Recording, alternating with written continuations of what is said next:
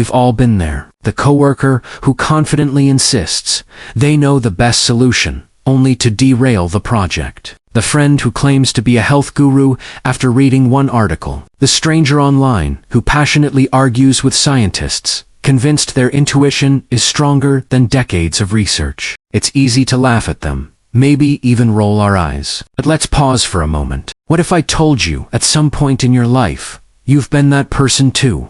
Think back. Maybe it was when you first picked up chess, and, after a few wins, thought you had the game mastered, until you faced someone truly skilled. Or maybe it was learning a new subject in school, when early progress gave you a rush of confidence, only for advanced concepts to later expose how little you knew. This is not just coincidence. It's a profound pattern in human psychology, called the Dunning-Kruger effect. At its core, it reveals a paradox. The less we know about something, the more likely we are to overestimate our knowledge. And the more we truly know, the more likely we are to underestimate ourselves. But here's the twist.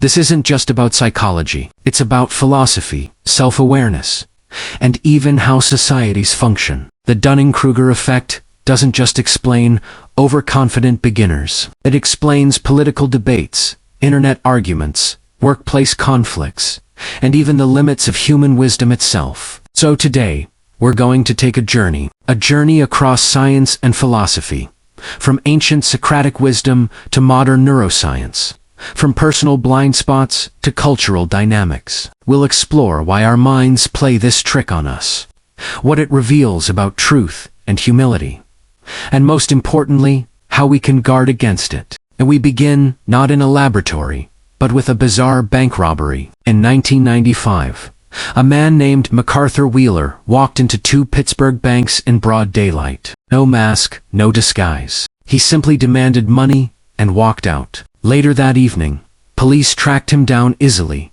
using surveillance footage. When arrested, Wheeler was shocked. "But I wore the juice," he protested. What did he mean? Wheeler had rubbed lemon juice on his face, convinced it would make him invisible to security cameras. Why? Because he had once heard lemon juice could be used as invisible ink. If it worked on paper, he reasoned, surely it worked on cameras too. To us, this sounds absurd. But what fascinated psychologist David Dunning was not just Wheeler's ignorance, it was his confidence. Wheeler wasn't a man doubting his plan. He was so certain that he strolled into a bank in broad daylight. Dunning thought, how can someone be so incompetent that they can't even recognize their incompetence? He teamed up with graduate student Justin Kruger, and together they conducted an infamous study. They tested people on grammar, logic, and humor. Then, they asked participants to estimate their performance compared to others. The result: those who scored in the bottom 25% dramatically overestimated their abilities, believing they were above average when they were far below. Meanwhile, top performers underestimated themselves. Dunning put it simply: the skills you need to produce the right answer are exactly the skills you need to recognize the right answer. If you lack those skills, you lack the ability to see your own mistakes. This is the Dunning-Kruger effect. But if this is true, it leads us to a deeper philosophical question.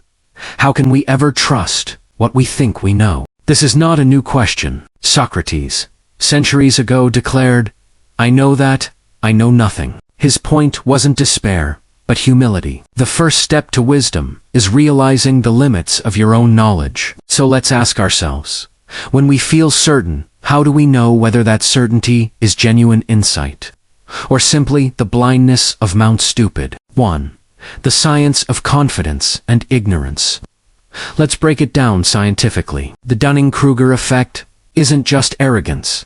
It's a metacognitive failure. Metacognition means the ability to think about your own thinking. When you lack skill in a domain, you also lack the ability to evaluate your skill. Psychologists call this the problem of unknown unknowns. If you don't even know what questions to ask, how can you judge your own answers? Add to this confirmation bias, the tendency to notice evidence that supports your belief and ignore evidence that contradicts it. A novice may remember their small successes, blame failures on bad luck, and interpret vague feedback as validation. And then there's illusory superiority, also called the above-average effect. Ask people if they're better drivers than average, and the majority will say yes, which is mathematically impossible. All of this creates a dangerous illusion. Confidence without competence. But there's another side. Experts often underestimate themselves. Why? Because they know enough to see the vast ocean of what they don't know. This is why real scientists often hedge their words with caution, while pseudo-experts proclaim certainty. The irony. In public debates, the confident voice often drowns out the cautious one. 2. Philosophy meets psychology. This tension between confidence and knowledge echoes across philosophy. Socrates argued that wisdom begins with recognizing ignorance. Kant warned us that human reason has limits. We only perceive phenomena, never the things in themselves. Nietzsche attacked blind certainty, saying, "Convictions are more dangerous enemies of truth than lies." Bertrand Russell put it bluntly, "The trouble with the world is that fools and fanatics are always so certain of themselves, and wiser people so full of doubts." The Dunning-Kruger effect, then, isn't just psychology. It's a modern echo of age-old philosophical struggles with knowledge, truth, and humility. 3. Real-world consequences. Workplace studies show 95% of managers believe they're above average. Overconfidence blocks growth and creates toxic leadership. Healthcare. Medical students with the lowest skills often rate themselves highest, leading to dangerous errors. One study found confident but wrong doctors were less likely to seek a second opinion. Politics. The loudest voices often belong to those with shallow understanding. Complex issues like climate change or economics are simplified into overconfident soundbites. Social media platforms flatten expertise. A random post can appear as authoritative as peer-reviewed research. The result, an expertise crisis. 4. Culture shapes confidence. Interestingly, the Dunning-Kruger effect varies across cultures. In Western societies like the US, confidence and self-promotion are valued. Children are told, "Believe in yourself," which can amplify overestimation. In East Asian societies, humility and self-criticism are emphasized. Japanese students often rate themselves below average, the opposite of the Western pattern. Collectivist cultures encourage feedback and discourage inflated self-assessment. As Confucius said, real knowledge is to know the extent of one's ignorance. 5. The personal level. This isn't just about society.